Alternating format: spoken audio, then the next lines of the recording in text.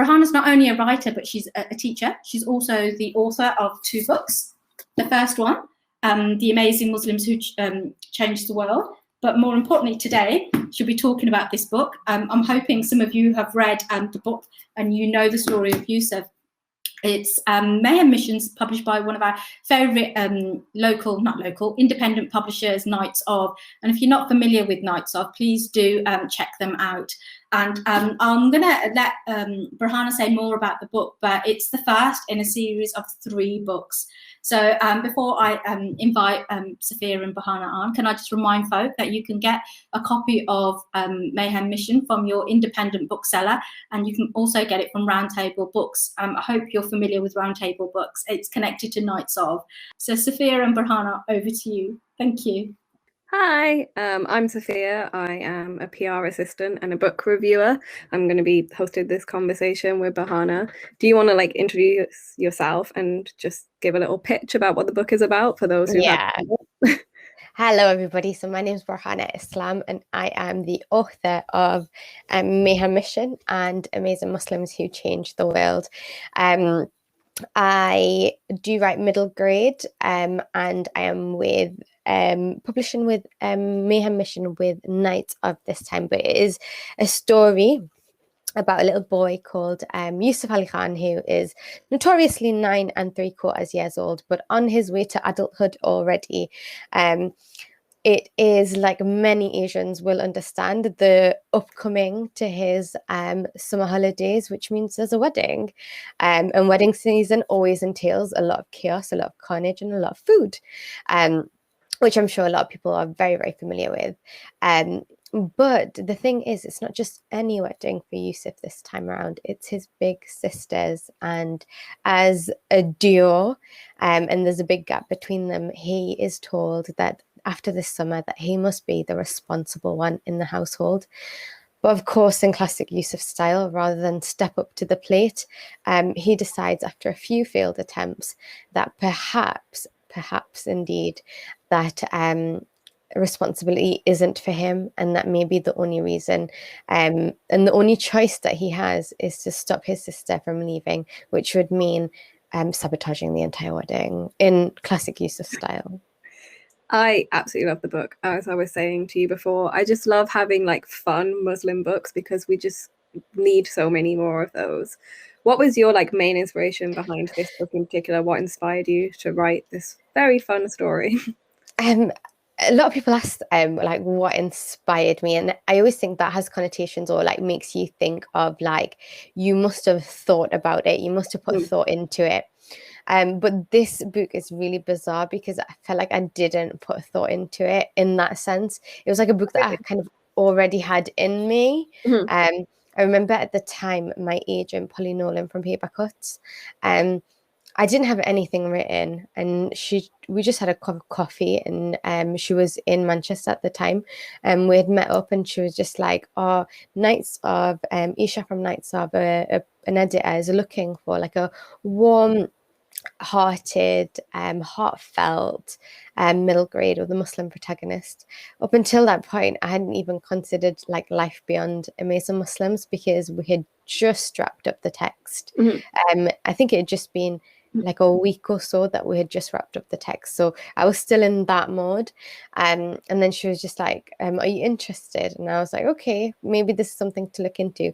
So I spent about a week while she set up a meeting, trying to kind of come up with ideas, but the ideas weren't kind of fully formulated, and I didn't have anything that I kind of fell in love with.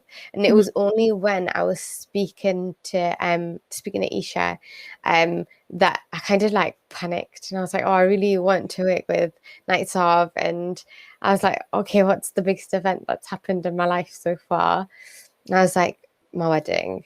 And then I was like, "Okay, so what can I do with that?" And then because I already had events during my wedding that I really, really liked, and I was like, actually, this is such a typical South Asian story.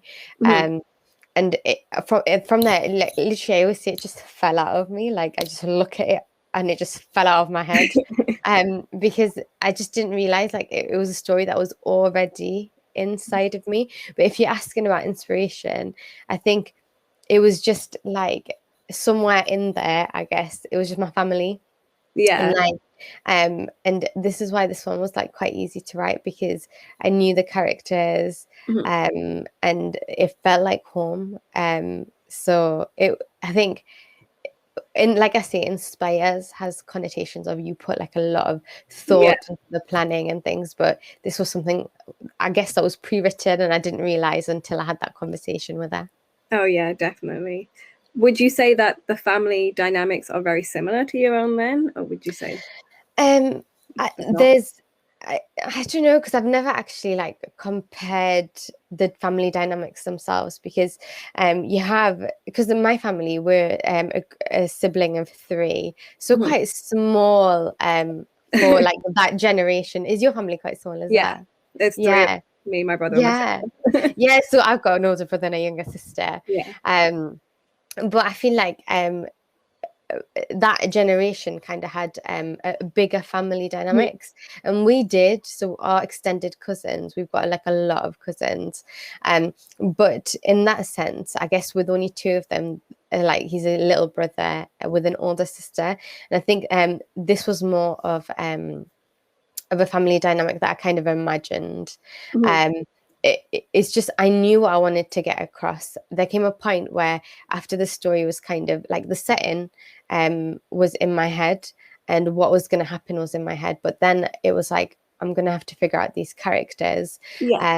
And I want to know like who they are. And it was only then that I just took aspects of our family, not specifically our dynamics, because me and my brother and my sister are quite close in age.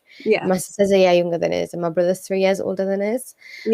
So we're quite close in age, whereas this is a huge gap. But this is actually a gap that I see a lot in, because I work at the time I was working at Rochdale and Oldham, and it's more like the kids that I taught, they had like huge gaps, and I always thought, gosh, that must be like, because it's like a generational gap in some cases, because I think Afa is something like 17 years older than Yusuf, and a lot of the kids that I taught had that, and it was just like, because I think this actually came from like a parents' evening setting that I had, where like usual, like the sister came for the little brother, and I kind of just imagined it from there. But I think there are elements that are universal to any family, like the sibling rivalry, they're trying to get one over on each other, but ultimately having like that unconditional love for each other. So I think they're kind of universal, regardless of what culture you're from. If you've had that family setting, if you've had the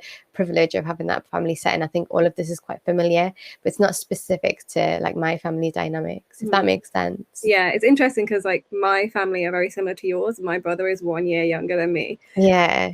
3 years older than me, so it's just But my extended cousins, who we're really close to, the brothers, one brother is 17 years younger, and he was 9 when his older brother got married, so it just brought me back to like what it was like around that it's wedding. literally it's that exact same setting, and like, it's so similar, it's weird. It happens a lot. Like I'm coming to that realization that it's actually quite a big phenomenon. It's very common to have big generation gaps, I think, in South Asian families in particular. Talking about like South Asian representation, I loved how immersed this book was in Bengali culture and how you weren't like afraid of using specific terms, because I'm not Bengali, I'm Pakistani, so I learned a lot because Bengalis and Pakistanis are very different. They are quite different. And I didn't realize how different it is until I was reading this. I was like, this is so completely different to what we would say for these words. Like, why did you decide to sort of just throw these words in there and throw these terms in there without like having to explain it? And the way you went around explaining it was really interesting, I think. Because it's part of my natural, like it's part of my language. And I was like, you know what, if I'm going to represent my experience in the book, I'm going to do it on my terms.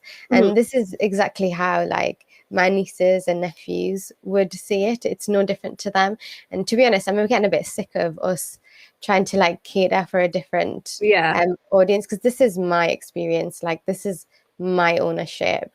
Nobody gets to dictate how something should be presented. because that assumes that there's a default way of presenting something, and in doing that you erase or kind of make less significant somebody else's experience, and it feels like it is insignificant and yours is less validated, when in actual fact they're equal validation. So like it is a lot of a mix between Bengali and Arabic, because that's my language. Like I speak Benglish, that's what I have been told, but that's my experience. Like I mix Bengali and I mix English and I mix Arabic. I'm not great at all of them, but I didn't want it in italics, and I didn't want it to be a separate footnote, like at the back, like an index or a glossary, because it's such an integral part of his identity and his understanding of the world. And I remember actually my sister, at this time I had left for Manchester. Afa, by the way, just moved to Manchester. So there are parts of Afa that relate to my experience. But I just remember my sister telling us after I had left, she was like, "Oh, I was listening to a conversation between two of like our nieces," and then I think one of them was like 9 at the time, which is about Yusuf's age, and one of them was about 7, and she was complimenting, like the 9-year-old was complimenting the 7-year-old, and she was like, "Oh, mashallah, that's really nice." And the 7-year-old was like, "What does mashallah mean?" And she was like, "I don't know, but Khala says it, so it must be good." but she like applied it to the right context, and yes, they might not 100% understand what it means, but it just opens up another worldview. Like you're so used to having a default worldview, and it's quite hard to accept that there are other ways of seeing the world that are beyond your own, especially when it's outside of your own experience. And language is a different lens. It's like a different pair of glasses that you put on. So that's how I saw it. I was like, I'm not going to otherize it in a book that's about me, like my identity and my culture, even though I hate culture. But that's a different type of culture. But it was just something that embodied his character. But it just really job with it in terms of like you put the words in and it was just like it felt very natural, but you also didn't make it so that other readers who aren't part of that culture couldn't understand it. That's what was so important about it. It felt natural, but it also wasn't confusing to those who wouldn't know what the words were, I think. Which I know is quite hard. To be honest, it never occurred to me that I was doing it in that manner, because the way I was writing it, I was just writing it, and it was only afterwards, like in editing, that this was something that I looked on. But up until that point, it was just writing in his voice, and his voice just felt completely natural. Yes, there was quite a lot of tweaking, but that was just to find his voice and refine it as a but it never felt like a separate thing that I had to work towards doing. The way we ended up integrating it, like, because I knew these words would crop up, I knew I couldn't translate everything to English, because I actually found myself Googling these Bengali words, and I was like, so what is it in English? It took me ages to realize like law and khudu were bottle gourd. There's so many words I wouldn't know. Like I'm like, oh, it's this, and then I try to explain to other people, and I'm like, I don't know what it is other than the the military word for it. So it's very difficult to try and explain it. And I just remember, and like some of them I had to really Google and get the description going. And I was like, oh, I think I can't remember, but there was one that was really, really obvious, and it's because I just used a Bengali word for it for so long that it never, I don't know, I think I was like, just dal it in there, and dal means pour. But it's been such a long time since I've used that word pour in a context like that. I would always say just dal it in, it's fine. But then it's like, oh, it's really weird, because you actually have to like take yourself outside of that lens, then look at it from the outside, and then put yourself back in. And language is so interesting anyway. So it was nice to play with it, and a lot of people have learned from it. So it's been quite nice. Yeah, because obviously, as I was saying, like some of the things are similar, but quite a lot of the terms are different. Like once people sort of explained it, I was like, oh, this is what we would call something else, an example. But it's just completely different terms, and I find that really interesting. Yeah, my friend was like, I didn't realize you had that much fish in your life. Yeah, I had Yeah. it because I don't know if you know Yasmin Rahman. She wrote a Yeah. YA book called All the Things We Never Said. And when I Yeah. read her book, it talked about like fish samosa. And I was like, is this a thing? Because it's really not Yeah. a thing for Pakistanis. So I've, it's very odd for us. yeah, no, but it depends. My friend made it, and I personally have only ever made since I've come here, like sardine style ones. And it was just with leftover food. But my friend, I used to go to class with my friend, and she used to make it with tuna and mackerel, and Yeah. it's really, really, really nice. But she was like, I just didn't really like. I knew you love fish, but I just didn't realize to what extent it was embedded. And I was like, Yeah. to be honest, I didn't even realize that I had that much food in it. It was only when after lunch, Yeah. because food is such a natural part of my like daily routine, and like it's just such a part of like big part of my life, that it came to after lunch, and people were doing like reviews, and they were like, oh, the food in this is just crazy. And then I actually went back and read it, and I was like, oh my goodness, there's a lot of food in here. Yeah. There's like food every 2 pages. Yeah. And Especially it just, with weddings, it's just food is like the topic of conversation. yeah. It comes Yeah, to. it is, but it just, because it was just so normal, it just never occurred to me. Yeah, that is interesting because, like, with the fact that it's so focused on Bengali culture, it always annoys me how people would see South Asians as very similar because Bengali Yeah, is so different to Pakistani culture. Like, we really don't have fish at all. yeah, It's a big part of your lives, but people outside of these two communities who probably know the differences will probably think we have very similar cultures, but it's so different. And that's yeah. interesting because there aren't many sort of Bengali middle grade. Is there one? Is there I'm trying to one? think of any. Like, because I know Yasmin has Bengali representation. Yeah, but has But no YA, so yeah, his is YA. But other than that, I don't I know if I've really think seen. it's the other way. There's a lot of Bengali YA books and Yeah, Pakistani middle grade, and the other way around. It's just yeah. there isn't many Pakistani YA books, so it's Yeah, just that's true. Because I know Hamza Arshad has obviously yeah, Little just, Badman. yeah, And Zanib Mian has the like Omar, Planet yeah, Omar. But beyond that's all Pakistani. But and I taught at a school that was like 90% Bengali. yeah. So I was just like, oh, it would be nice to have, because it is quite different. It's Mhm. not just a monolith. Yeah. But it is quite different. So I thoroughly enjoyed doing it. I thought because I think a lot of, I know people are trying to break away from that, publishers are trying to break away from that, but I think when it comes to publishing, they're just like, okay, we've got South Asian representation, that's fine. It's like, I'll actually look at the nuances underneath. Yeah, and how different it is, because even I assume it would be similar with Bangladesh. Like, the areas in Pakistan are so vastly different. Yeah, The cultures are so different. Like, it's so annoying to see everything sort of generalized in one way, yeah, particularly with Muslim cultures. Like, every different country, how Muslims are in those countries are very are different, so different. and Honestly, we're seen as one.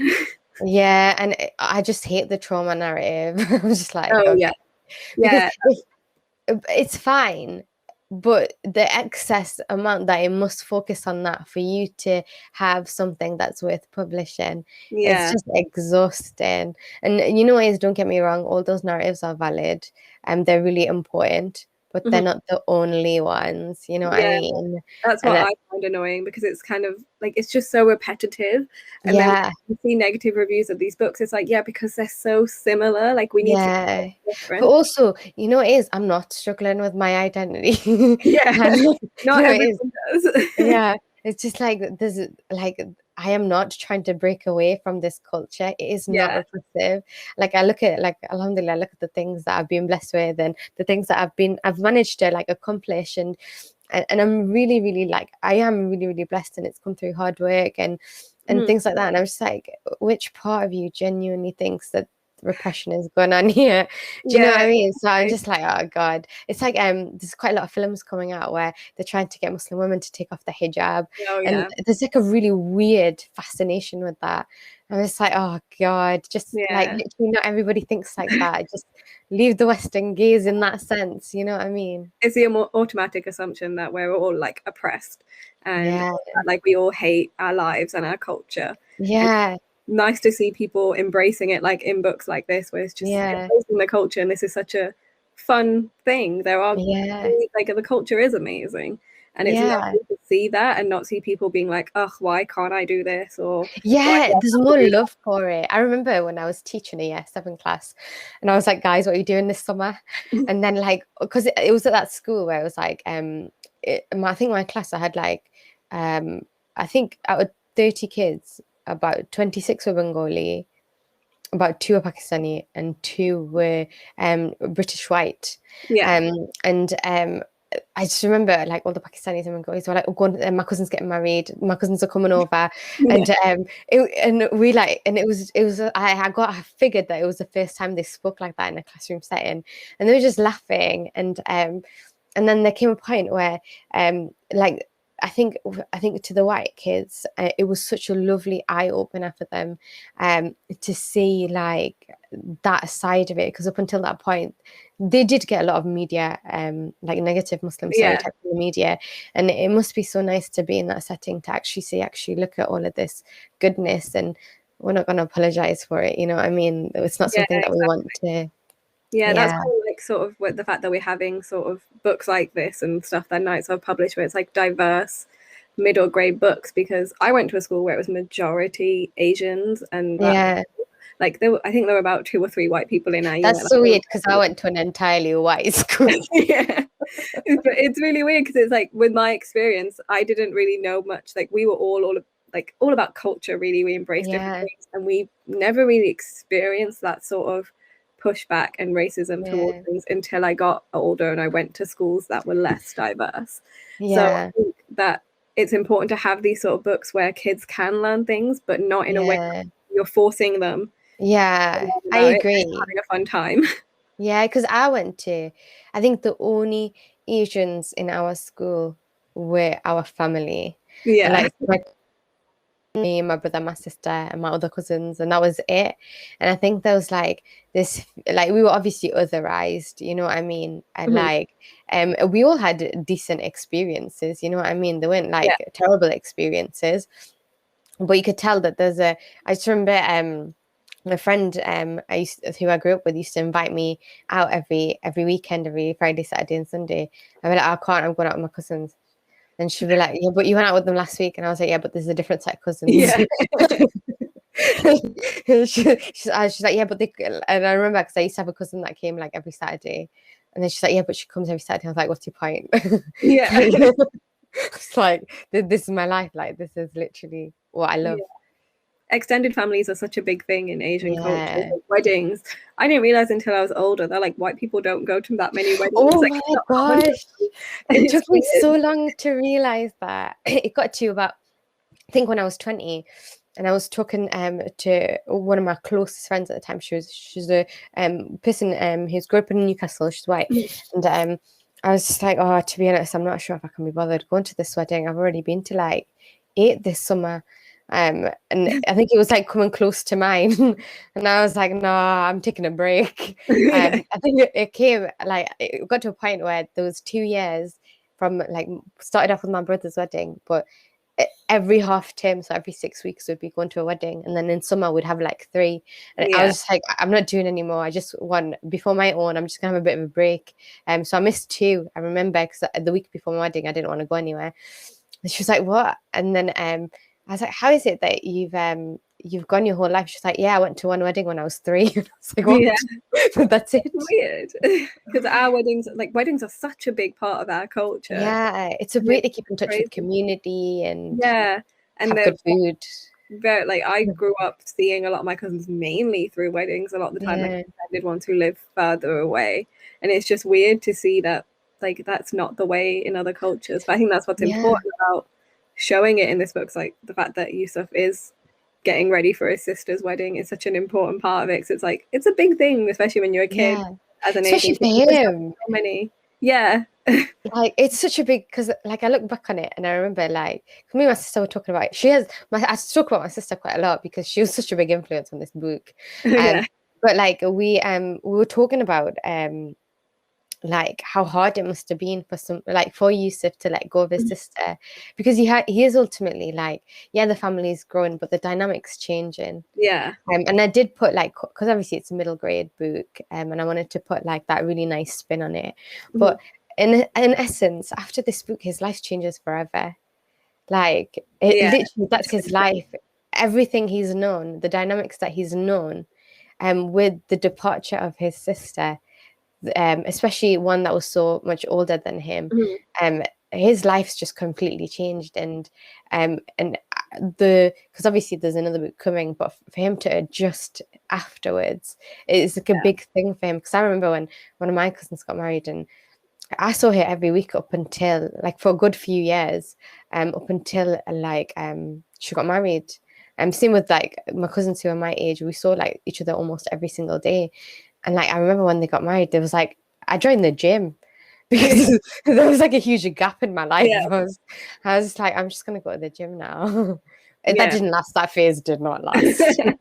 It's a really weird dynamic because none of my siblings are married, and I can imagine being a very strange thing when it completely shifts and changes, like the entire relationship, especially when you're as young as Yusuf is. It's so different for him, and because there is such a large gap as well.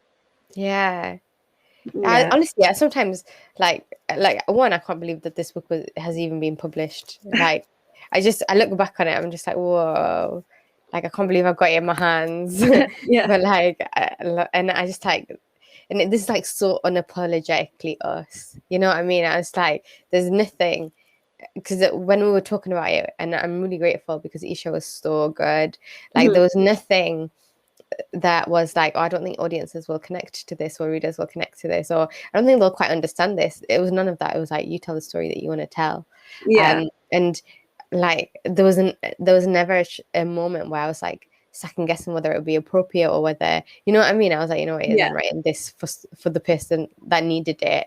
But like I look at it now, and like I still look at it, and because all my books are like stuffed and under my bed because of limited bedroom space. Sometimes I pick it out and I'm just like, oh wow, like, I wrote this. It's like as if this has come into fruition.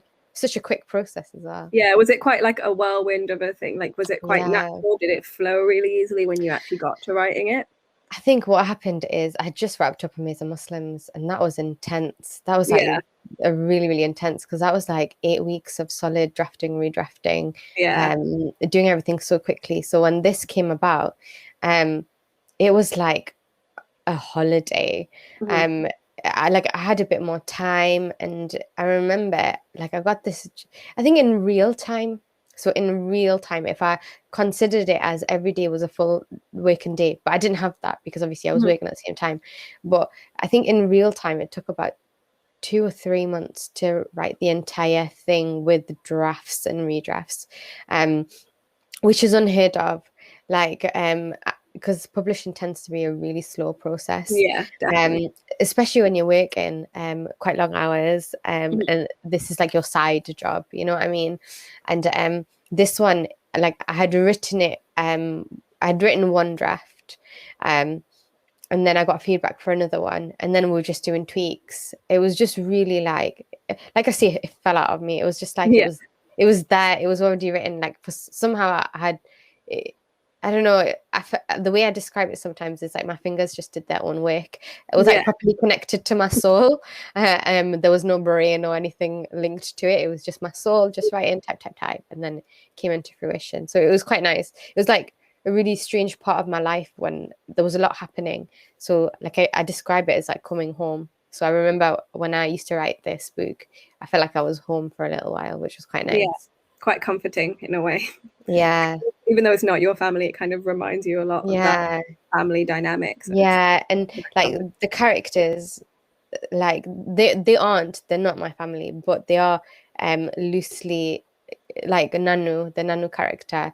That's just such a, like every family has a Nanu, you know what I mean? Like she's the matriarch, she's the wisecracker, she's the one that will beat you up with a shoe, but then like stuff you with food. But you know what I mean? Like I think there are it's archetypes. I think there are archetypes in there that are quite universal. So it might not be my family, but they're universal traits, dynamics, and like characters really. You've mentioned that you're working on the other books. Is the second one coming as easily? Is it still like a similar flow? The second one, I'm not going to lie, was a lot harder. Yeah. Because I think the second one was on. It came with a deadline. Mhm. The second, there's an actual deadline. You're like, Yeah. but Writing with a but deadline. yeah, but the first one was like entirely like parts of a lived experience. Mhm. So when it came to my wedding, I just took parts of my wedding and then fictionalized them and kept which bits were relevant. And like there's a moment where, this isn't a spoiler, but there's a moment where Yusuf and Afa are shopping just before the henna night, and there's like a little interaction, and all of those little interactions are real interactions that happened. Yeah. So that was all just based on experience, but this one is just a completely different kettle of fish. Yeah. Like this one like is based in a school, there's more friends, Yeah. there's like, and there's such like range of characters. Then I need to get into like because I'm a secondary school teacher. Mhm. I do teach primary. I don't anymore, but I taught year 2 and 3, which were kind of when I wrote the first one, I had my year 2s and 3s in mind. Yeah. But primary and secondary are whole different ball games, you know what I mean? I'm like used to sass and attitude, and I'll happily deal with all of that. But primary is just like quite Very independent. different. Yeah, it's completely different. I still love it. But it's very different. So it's like going back to those dynamics. It's like, would that happen? Is this something that would actually, like, is this feasible within his lived experience? But then following on from that, because he doesn't have Afa, and Afa was such an integral part. Like one of the things that I loved between in this book is Afa and Yusuf's relationship. It was such a core part of that book, and like now she's gone, and it's like obviously they will always have like a family bond, but it's like at school, and it's like for me, Yusuf was defined halfway by his sister. Yeah. Like his identity is entwined with his sister's identity. It's like that bond that they have. I guess the way I look at it is they're like two souls, like that were joined. And now they've been severed really, because it's not like that natural togetherness that they had. And now it's Yusuf navigating a different sphere, so the school's setting on his own. Without that kind of crutch. And I knew Afa very well as a character, so I had to figure out these new characters. But do you know what it is? It was a lot harder. It was really hard. This one was really hard to write. Yeah, definitely. Because it's like you had a lot of fun with this one, but then book 2, you have to completely change how it is. Yeah. And I wanted to make sure that his life was like reflective of the traditional kid, you know what I mean? So at the same time, and I actually have nieces and nephews Yusuf's age, with Yusuf's namesake and everything. So sometimes I'm just like looking at that interactions, and I did a lot of watching. I watched like a lot of Kenan and Kel, and a lot of like I'm obsessed with Avatar: The Last Airbender. I really love that. So I was doing a lot of watching for research and stuff like that, trying to get that comedy and humor back, because it wasn't as easy. Yeah, because I saw one of my cousins last week, and his name is Yusuf. He's 9, and he was reading the Hamza. I can't remember Little Bad Man. Little Bad Man, and he's like, "Oh, I want something similar to this," and I was like, "You want this book? This is what you want. It's exactly Yusuf. This is you. This is you in a book. You want this?" And it's dead really strange fun. because Yusuf, I think, has in the last like 10 years has grown into a really popular name. Yeah, I have like 3 cousins called Yusuf, born in the same. Yeah, no, I remember like there's a really small class in my school, and there's 4 boys in there, and they're all called Yusuf. One Yusuf with a U, one Yusuf with an A, one Yusuf with a O-U, one Yusuf with a double S. And I was just like, how do you even differentiate in that lesson? But they use surnames and stuff. But I think, and I really love the name Yusuf because I love the story of Yusuf. It is a great name. I didn't grow up with anyone called Yusuf, but now it seems like it's a very popular. I didn't grow up with anybody called Yusuf, but all of a sudden there's like a boom. Yeah. You mentioned that like some of the interactions were specifically from like your wedding and stuff. Have like your family read those scenes? What were their thoughts? Did you tell them you were putting like these particular interactions in there? I did tell them. I remember there was a time where because we have a group chat, we have like a cousins group chat. I didn't think of the name, but we do have a group chat, and like two separate ones, one with all of us and one with just the girls. And I remember when I was writing this and they were like, oh, are you going to put this in? Is this going to be in? And then I was like, guys, not everything can make the cut. But I do know like some of my cousins have read it. And to be honest, it's like a testament. It's like a tribute to them, isn't it? Like, I say this quite a lot. When I was growing up, I didn't see my name in books at all. Yeah. So like the names in like this book, I haven't made up any. All of them are just names taken from my family tree. And then my cousin's names. There's actually a scene towards the end where Yusuf or somebody reels off like a list of names just to give them some food. And it was all my nephews and nieces in Newcastle. And then I remember there was like, we had another niece that was born in between editing and printing. And I was like, because I was like, please can you put her name in there as well? So Mariam ended up in there. But they had read it, and I know a lot of them got back to me. One of my cousins, he was just like, oh, like this is us, like this is us in a book, like this is a testament to us. And it is dedicated. If you look at the first page, it's like for my family, may he always be close. But yeah, like it's like a love letter to them, really. Yeah, definitely. It must be very nice for them to know, like, this is kind of, even though it's not like non-fiction, it's like a family in a book that we can all see. Yeah, but it's universal as well, because our relationships that we have with each other aren't unique. They are like, they transcend the borders of like race as well. And I think this is why I really like this book as well, because it's not just about a Muslim kid. It's not just about a South Asian kid. It's not just about a kid with eczema. It's like all of these layers that people can relate to. It's just a kid having fun, really. It's just a kid. Yeah, causing carnage. It's just a kid causing carnage. And I think many kids can relate to that. That's what I love. We got a question from the audience, from the children watching along. What advice would you give a young Muslim child who wants to be a children's author?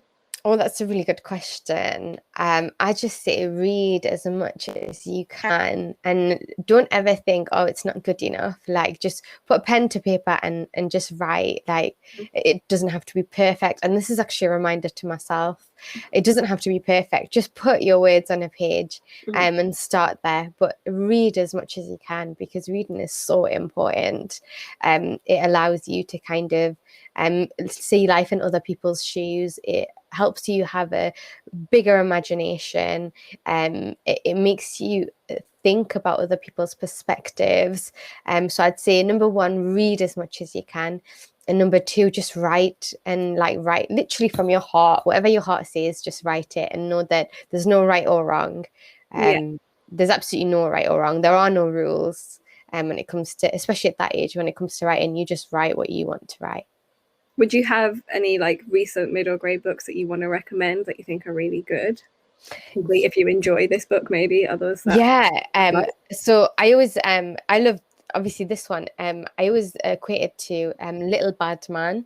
I think this is for the Omar series is a bit younger. For this one, but I love Anisha, Accidental Detective. I love that one. I'm trying to think of the top of my head. When I get, do you know what? This was probably one of the questions that I should have looked back on. But that's the only ones I can think of right now. But I do also, I'm a big fan of verse novels, because I think when you're a reluctant reader, verse novels allow you to look at a lot of blank space, and it's not as intimidating. So I love Tanha Lies, Inside Out and Back Again, anything by Kwame Alexander. Annie Berg has all of the Broken Pieces. And yeah, just verse novels, I'm such a big fan because it just allows reluctant readers a space to say, whoa, I've read 400 pages. You know what I mean? And it's not, and it's a sense of accomplishment.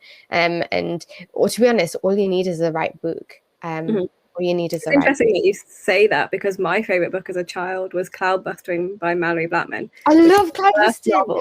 Yeah. Oh my gosh. I used to read it every single day, and because it was told in verse, it was like a really fun read, and I was just like obsessed with it. And I was really the only one, at that time there weren't many verse novels out, but I was obsessed with it. But the thing is with Mallory Blackman, because I met her and I had a copy. Yeah, I had a copy. I knew I was going to meet her. I took my copy of Cloudbustering. I was like, sign this right now. I also did the same, and my copy is like so old and so destroyed and like damaged, but it's like one of my prized possessions because it was my favorite as a kid. Yeah, literally. You know, when I used to teach in person year 7, because I don't teach year 7 anymore. I do the GCSE classes and A level, which is quite sad actually. But when I taught year 7, when it came to the summer, I just read Cloudbustering to every single like year 7 group that I had, because I just loved it so much. And the one thing I love about it, race is just so, because the little boys are black boys, isn't he? Yeah. And it's just not one of those things that, because it shouldn't have to be, you know what I mean? Yeah, exactly. And it challenges what is meant to be the default. And to be honest, that wasn't why I loved it. I just loved the way it was told. Yeah. And it was because of that book that I actually started writing the verse novel that got me onto the Penguin Random House Right Now scheme. Which is a competition, like a scheme for marginalized writers and underrepresented writers. If it wasn't for that book, I wouldn't have had a clue what a verse novel really was. And I wouldn't have got into writing, because I'm really happy that someone else really likes that, because I never hear anyone talking about it. Like, it's one of those books that people just don't know exists. Even people who love Malcolm Blackman, they just never heard of it. And it's so underrated. It was like, no one ever brings this book for me to sign, and I'm like, it's my favorite of your book. Like, it was my first like Mallory Blackman book, and I was obsessed with it. And I love how it also taught you, because at the end it told you all about the different types of poetry and the styles that were used in that book. And it's just such a good book. Honestly, I love it. Yeah, I love it.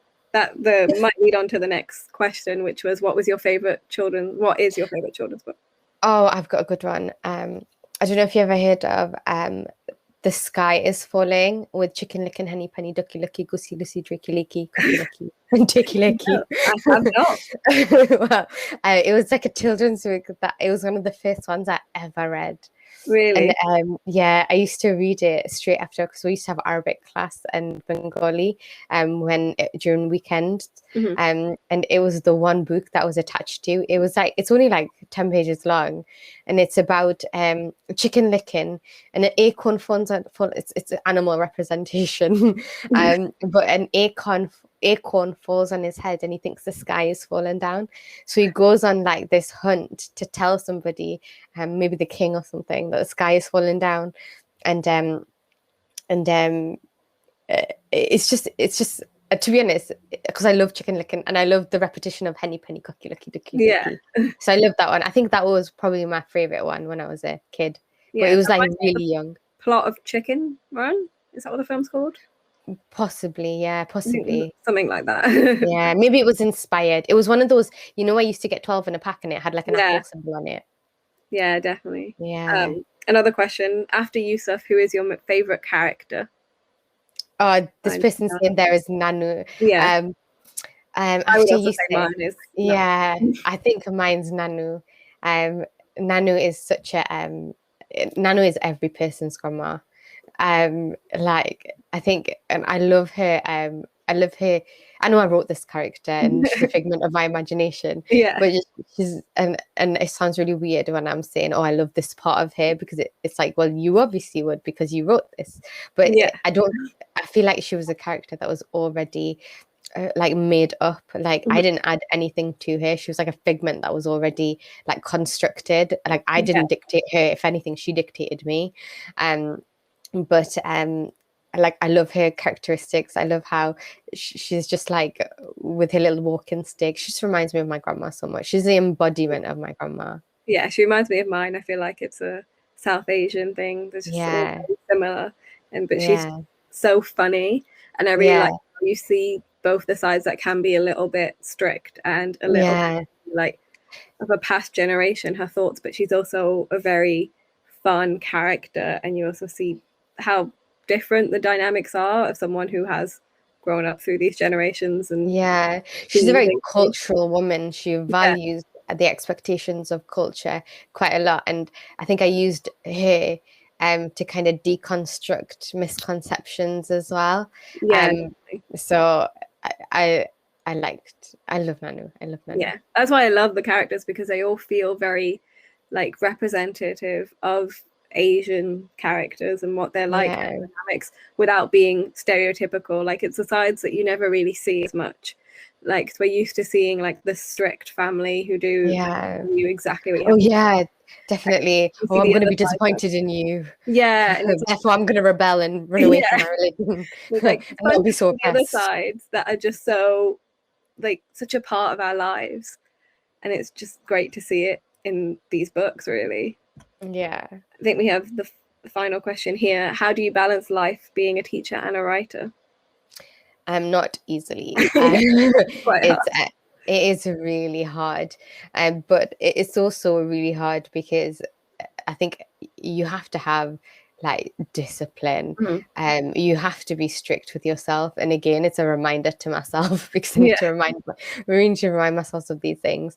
But I remember at the time, for me, I was just making sure that I had a checklist. Mhm. So before I go to bed, I actually have like a diary. I do. It's like a diary, Yeah. and basically in my diary, it's just checklists of like the things that I need to do Yeah. the following day. And if I don't get that checklist done, I'm so disappointed in myself. Yeah. And that in itself is just because I liked it. There's a quote I think that Gandalf says, and it's that idea of he says it to I think it's Frodo or Bilbo, and it's like all we can do all that we can do is decide what to do with the time that is given to us. So I'm a really firm believer of like 5 before 5. So use your youth before you get too old. Use your free time before your preoccupation. Use your wealth before your poverty. Use your, I can't remember what the other one was, but the final one is to use your life before your death. So I always try to have that in mind. Like, I don't want to waste time, because like that's the one thing that we're always losing. We're always losing time. It's a commodity that you can't even buy. Yeah. Like literally, money cannot buy time. Like you can save time, but you can't buy time. You know what I mean? Yeah. So I think once you have that like mentality, and again, it's a reminder to myself because I've slacked lately. Yeah. I've been like, but I also need to remind myself that I do owe it to myself to give myself a break. And I can't, because I'm a goal oriented person. If I want to do something, I get it done, and I want to see it done. And like my husband always says, you need to relax, you need to chill. And I was like, no, there's no time to do that. And he's like, yeah, but like your body is like a gift to you. Like it has a right over you. You're going to burn yourself out on that in itself. It is like being productive, so you don't burn out. And then because once you burn out, it's quite hard to get yourself back on track. Yeah. So my thing is have that principle in mind that everything that you do is, and obviously don't do it really, really strictly, but just bear that in mind, that as long as you've got your checklist and your day is productive, and you're not just wasting time, you can kind of carve time out for these. But saying that, like, I know that being a writer and a parent is something completely different. Like, you know what I mean? Like, it's that if you're a writer and a parent and you've managed to do that, like, I have a lot of respect for you.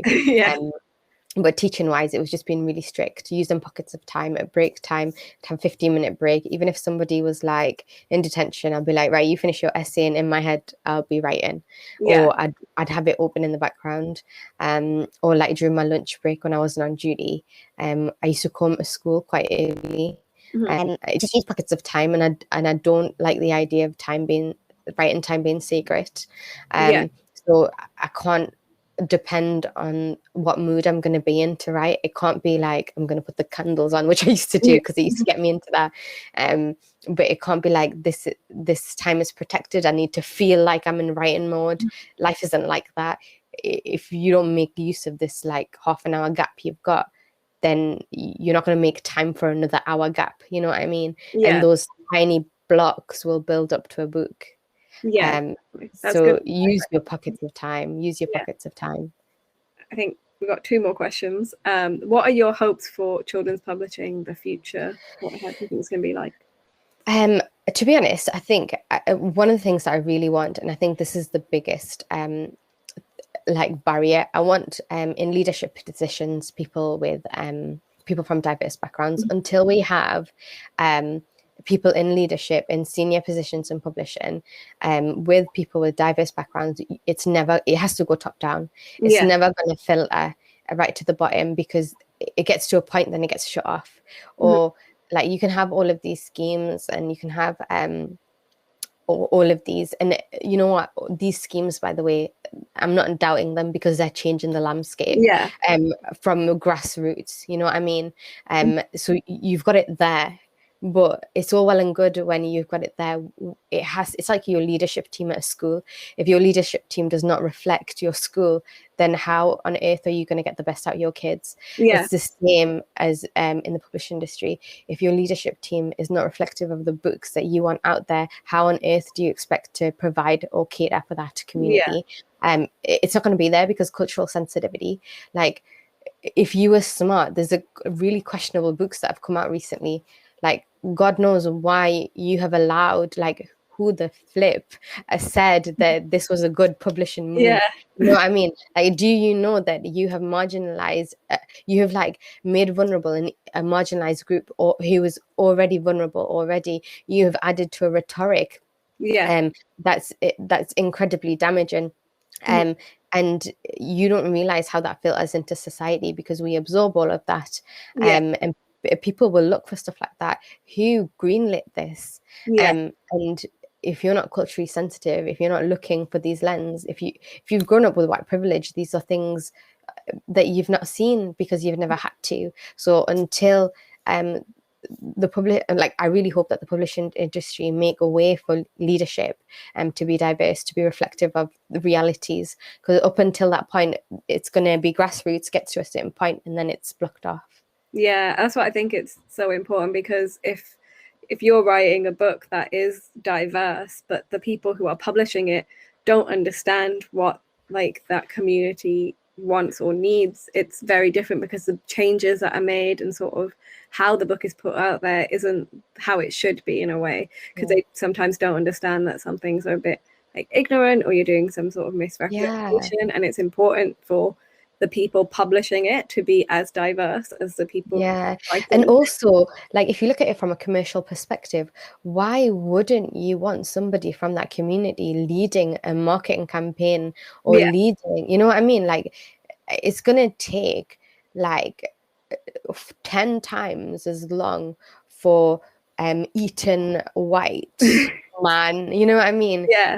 To find a marketing campaign that is very, very viable and very, very productive, will have a lot of exposure for working class South Asian Muslim. You know what I mean? Like, literally, we will know who the influencers are. Like, we don't have to research that. We will know who the influencers are. We will know who to get this to. We will know the peak times to pitch this product. We will know like which areas to get these books to.